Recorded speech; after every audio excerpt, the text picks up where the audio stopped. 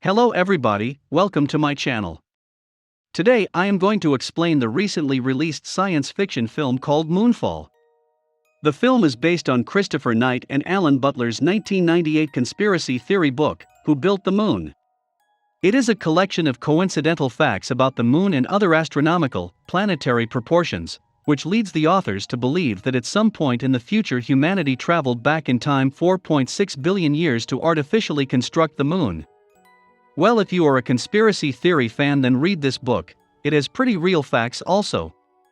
The film starts in the year 2011. A crew of astronauts led by Commander Joe Flower was doing routine maintenance at a satellite repair station. Joe's fellow astronaut Brian Harper observes an unusual moving object made up of some sort of tech, moving towards them. In a flash of a second, this swarm of a thing attacks the astronauts and kills them. Brian's friend and another astronaut, Alan Marcus, were knocked off. Brian tried his best to save him, but he was unsuccessful. He somehow sails towards the shuttle. Then he and Joe safely come back to the Earth.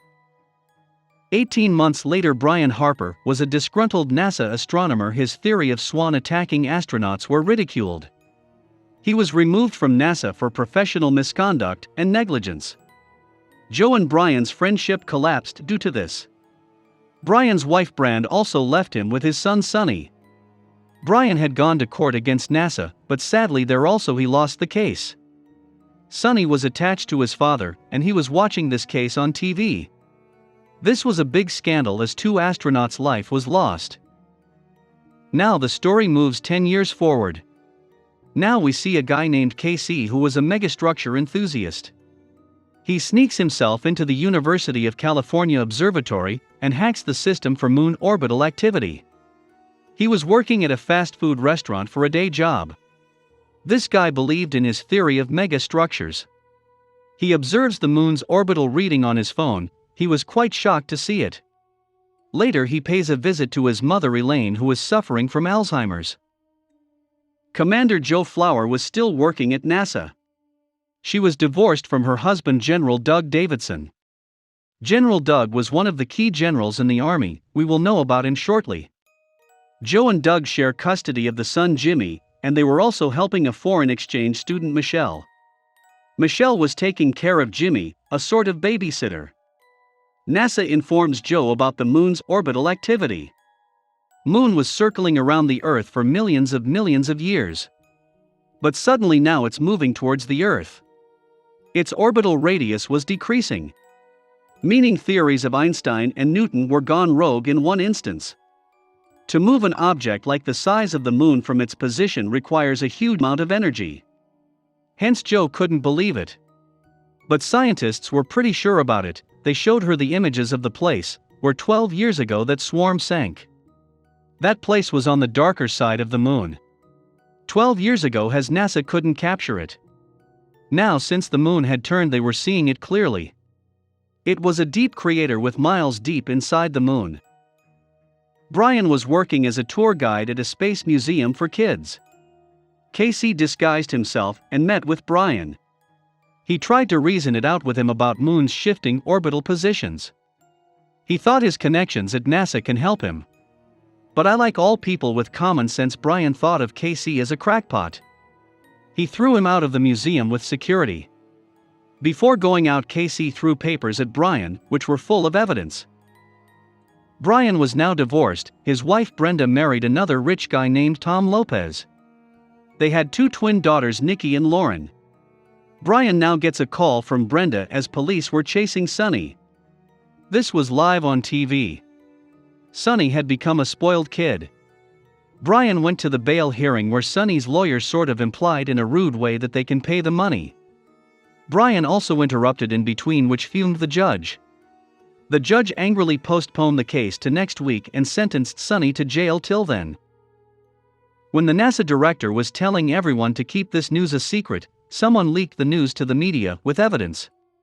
It started trending on Twitter.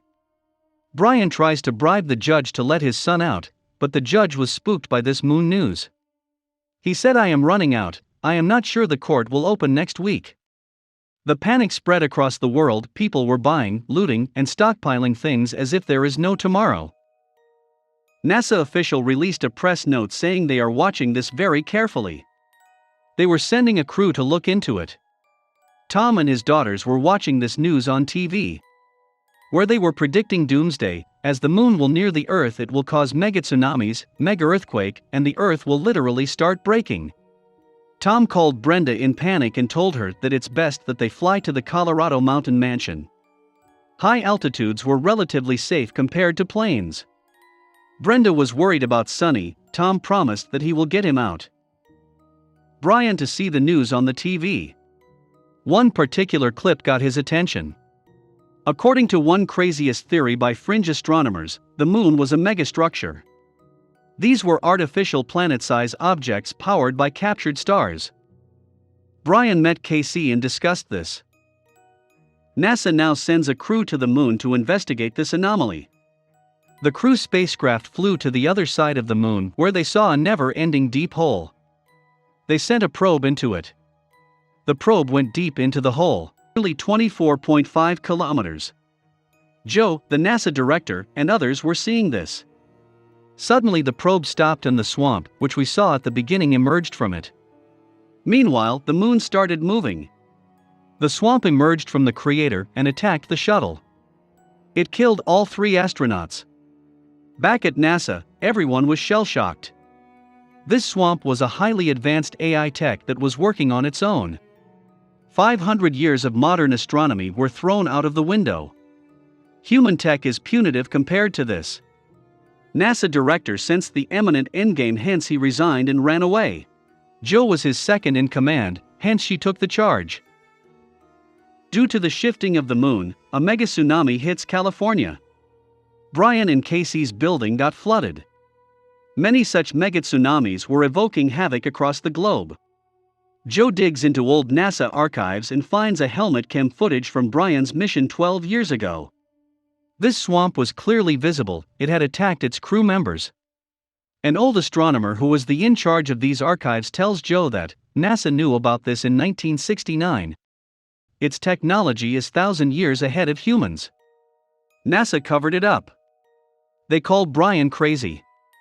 NASA had developed a bomb to destroy that swamp, but the mission never got approved due to budget constraints.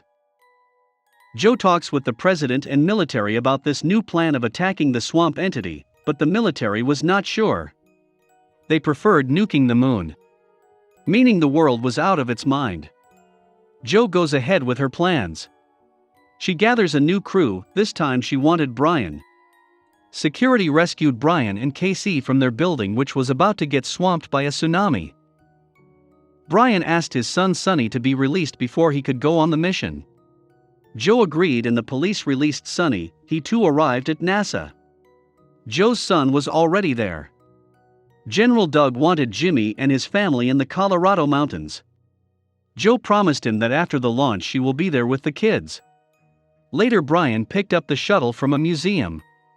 When the team NASA was getting ready to launch, a massive earthquake hit the ground. It tossed everything up. Their plan was kaput. This means their Deep Space 2 engines got destroyed, only 2 were intact.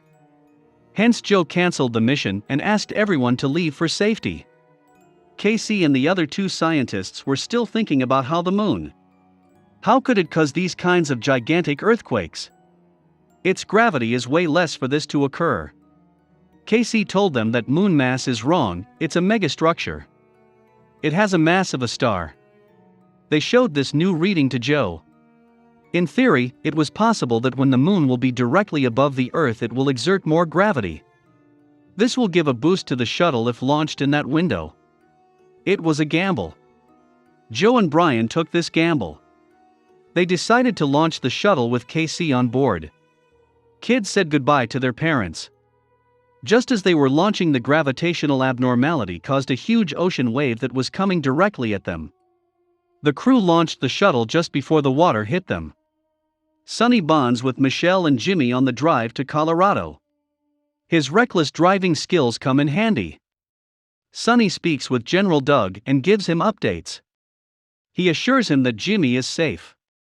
On their way, they are robbed by a trio of thieves, and they are forced to walk. Brian and the crew entered the space.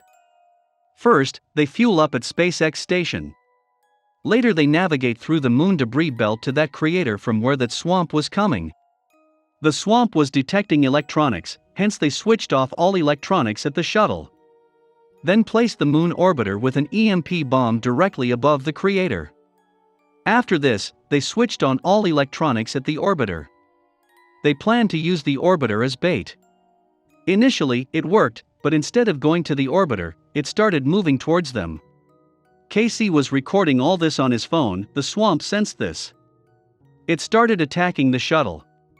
Brian in a panic grabbed the phone from Casey and broke it. As soon as he did that, the swamp went back to its hole.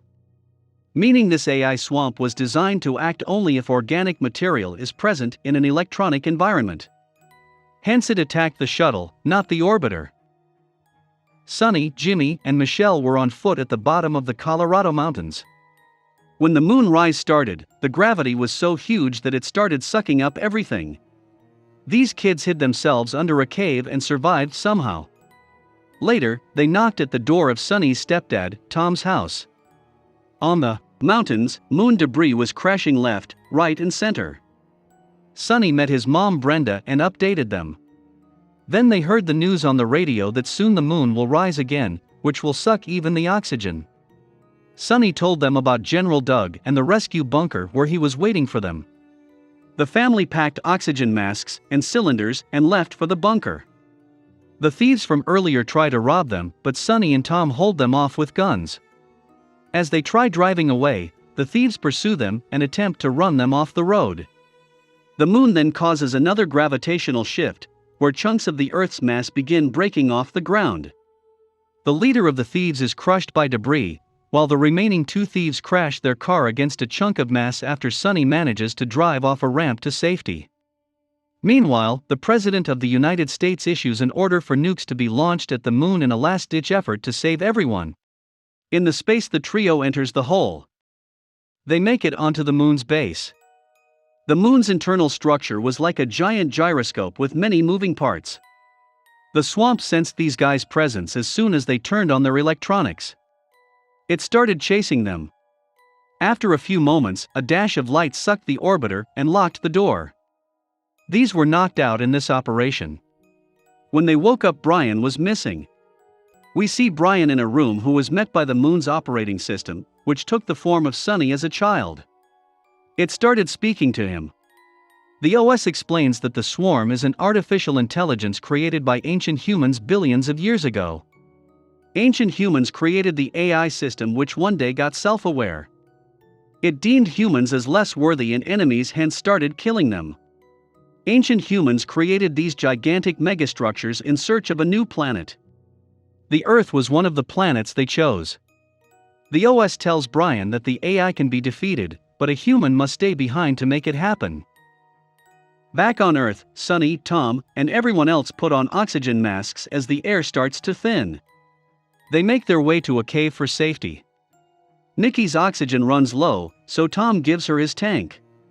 He starts to lose his breath and tells Nikki to just keep walking before he dies. When Nikki reaches her family, the oxygen starts to come back, so Sonny and Michelle attempt to go find Tom, but Sonny is taken down by a falling tree that pins him down. Doug holds his colleagues at gunpoint to prevent them from nuking the moon since he believes Joe can still save them. Back on the moon, OS upgrades the crashed orbiter with boosters.